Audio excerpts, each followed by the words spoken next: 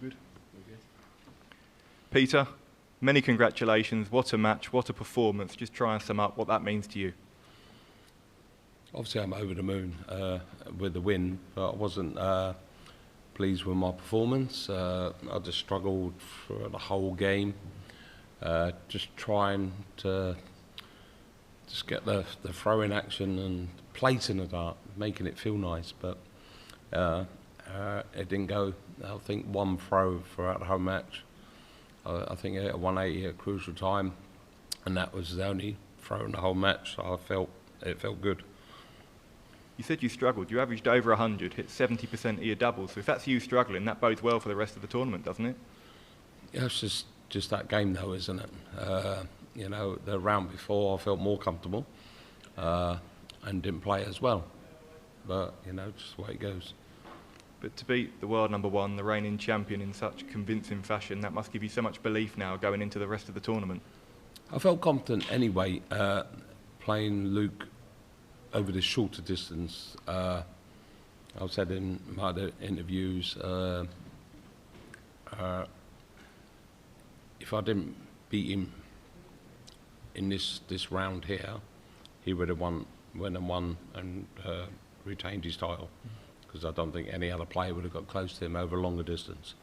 So that was my only chance to try and beat him over the shorter sets, and lucky enough it worked. And after what's been a difficult year for you, did you feel like you had a point to prove to yourself and everybody else that you're still capable of beating the very best? It's always been in my head anyway. I said it on when I had the Christian beer the other day. I know I can beat the likes of Luke Humphries and Luke Littler, but I also said in my interviews was them two guys inspire me to carry on playing darts, you know, and they do. You know, I'm not ready to go to the senior side yet, because I know I can still play this game, and you know, it didn't feel like I played the game there, but I know I can get better. And 3 games away now from lifting your 3rd World Championship title. You must be starting to believe after a win like that. No, I've just got to take each leg and each set at a time. You can't, overlook any player in this tournament. There's been a lot of shocks, and but that's just the way darts are going at the moment. Everyone can play, and everyone can beat anybody. So you have to be careful. You can't take anyone lightly. Thank you. Peter, congratulations. 101 average into the last day. We'll see you in the new year. It's got to be a good night, hasn't it? Obviously, I'm happy with just getting over the line, to be honest. The game was, I think, a lot closer than that. You know, there's a couple of sets, it was like 2 legs each and stuff like that. But, Luke, I think Luke hit a couple of bad scores at the wrong times and stuff like that. Missed a couple of doubles, which let me in. He said on stage that you weren't playing your best and there's more to come and all that kind of thing. It's interesting, isn't it? Are you trying to put a little bit of pressure on yourself here going into the next thing, just trying to raise your own standards by saying I'm just trying to play the game I know can play. You know, I want to play like Callum Ritz. He's just going up there enjoying himself and playing fantastic darts. You know, he should be favourite for this tournament. He's playing superb darts, and may it carry on. But you look like you're enjoying yourself up there. I mean, the crowd are always really kind to you, aren't they? But that was amazing. That was the best atmosphere. I was thinking, poor Luke there. I was thinking, oh my God. It's like I'm playing the reigning world champion, and this crowd was behind me all the way, and it was like, so thank you very much to all the crowd. Good luck in the next round. Thank you. Peter, many congratulations. I remember when you won the Worlds in the match play in that period where you were almost unplayable, you said, don't play mind games with me. Did you just play Luke like an absolute fiddle in the build-up to this, like prime Peter Wright, with your comments about you thought Barney would beat him and so on? Did you get in his head? No, there were no mind games. Everyone's got their own opinion who was going to do well in this tournament, and all thought Gary I thought Gary would be in the final or the other half. You know, the 80-odd% in there would probably have thought exactly the same. But, well, you know, no one knows he had an injury and stuff like that. Everyone's got their own opinion of stuff. All I put it down to was like, Luke weren't quite on his form as he was last year. He was untouchable last year. 100-plus averages all the time. You didn't want to play Luke last year. This year, he's getting wins and getting through with B games, 98s, 99s, something like that. And I thought, if he turns up 98, 9, you know, I've got a chance. But if he turned up like the Luke Humphries of last year, he would have bashed me off the ball. But like I was saying, Barney's been playing really well. So that was the only reason. But then he got turned over by Nick Kenny. Fair play to him. You know, he played fantastic darts. But everyone's got their own opinion. And I thought he would have a chance to beat Luke. That was all. The dart selection as well. We haven't seen those darts for a while. Was it coincidence that you switched second game this year, the same as you did when you won your first world title, to those? I just shoved them in my case. They weren't the darts I was going to use for this tournament. I just shoved them in a case, and it was just, I picked them up. Well, they go straight. They do. I just wanted the darts to go straight, and I could work with that. And that's it.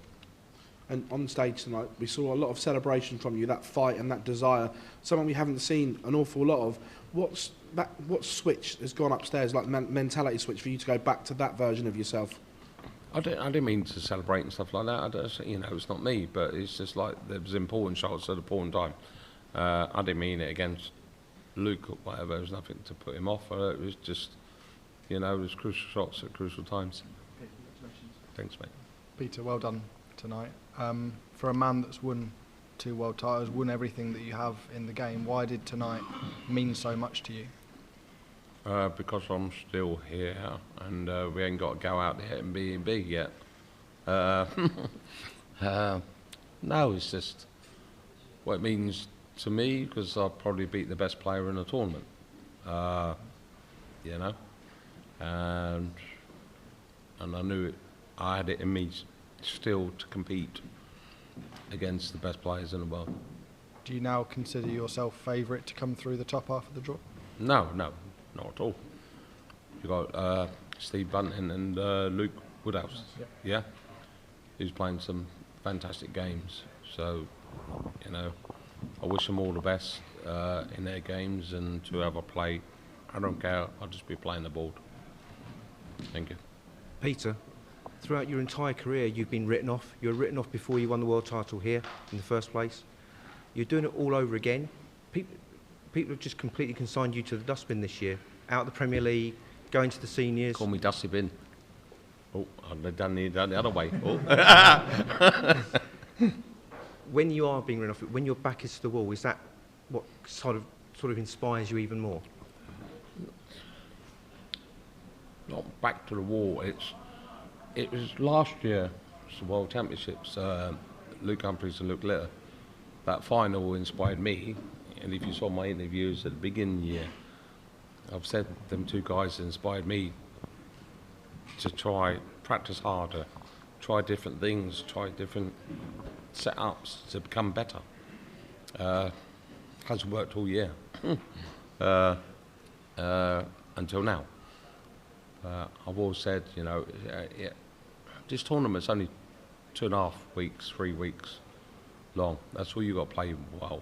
Well, you ain't got to play well in the beginning. You got to work your way into the tournament and play well at the right times. You know, it doesn't matter what you've done the rest of the year. Peter, well done on that huge win. You've always believed in yourself, and even in the tough moments, you've always said that you'll get back. Was there at any points over the past 2 years where you thought, actually, this might be done at the top level? Oh, yeah. I've sat in the Premier League when I've, you know, the past 2 years getting battered by these guys and wondering why I'm here, why they pick me and stuff like that, when I don't seem to perform for the crowd there. It's really strange and it's annoying. You know, Michael Van Gogh, you know, I was in tears last year. He's just like, he said, "You don't want to do it anymore, do you?" I said, "I don't know. Maybe I don't, maybe I do, but I'm not going to give up." And, you know, that's the main thing. When we spoke to Luke last time, he had a few words about you. Did you hear those words, and were they in your mind heading into that match? I've watched the interviews, so but they're all fun, aren't they? It's just, anyway, it's down to you lot asking the silly questions, and we give silly answers. No, but yeah, it didn't put my back up, and I think he just replied to the questions that you asked, and that was all. And there was I had no animosity or nothing at all against Luke at all. Peter, huge well done tonight. Thanks very much. Thank you very much. Congrats, Peter. How do you always manage to get this crowd behind you? What is your personal secret? I've no idea. It's crazy. Maybe they like the underdog, and last two matches I've been the underdog. I like being the underdog. I don't like being favourite for matches. I like proving everyone wrong. When you always hear this Peter Wright song, do you sometimes start singing it in the back of your mind when you're on stage? It's crazy. It's mental. It was brilliant to get that support out there like I did tonight. It was fantastic. And finally, what did you tell Luke on stage after the match? What did you tell Luke on stage after the match? What did I tell him? I said you've been a fantastic reigning, a fantastic world champion. All the work you've done throughout this year, you've done a fantastic job, and an awesome number one in the world. He's put this, he's put this darts on the map. I think after the hug of Humphries to you after the match, I think I saw some tears in your eyes. Was it because of the words of Luke Humphries or because of the situation? Yeah, it was just the words of Luke Humphries. He's such a gentleman. He's a great guy. Away from darts, lovely family man, fantastic dart player. And he's just he had some really kind words to say to me. So Peter, huge well done. What did Luke say to you after the match? None of your business. And what do you expect from a possible quarter-final match-up with Stephen Bunting, who is obviously a crowd favourite as well? He's not a crowd favourite compared to me, is he? We'll have to. He's got a hard match again, Luke Woodhouse. So whoever wins that game, I look forward to it. And finally, from me, what was the secret before the World Championship to play in such a good way after having such a difficult year? It was just the secret of just picking up them set of darts in front of him in my case. I thought I'd just take them just in case I might use them. That was it.